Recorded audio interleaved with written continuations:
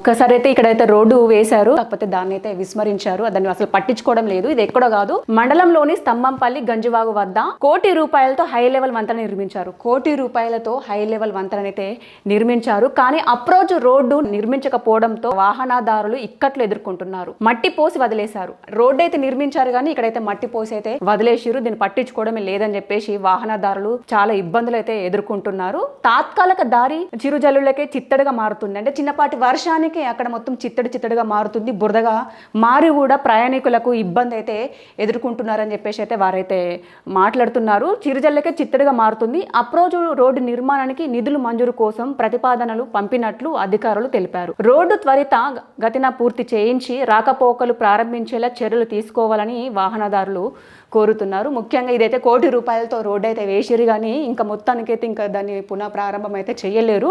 కానీ కింద నుంచి వెళ్ళడానికైతే దారి ఏర్పాటు చేశారు. కానీ అది చిన్నపాటి వర్షానికే ఇలా చిత్తడిగా మారి వాహనదారులకైతే ఇబ్బంది ఎదురవుతుందని చెప్పేసి అయితే వారైతే మాట్లాడుతున్నారు.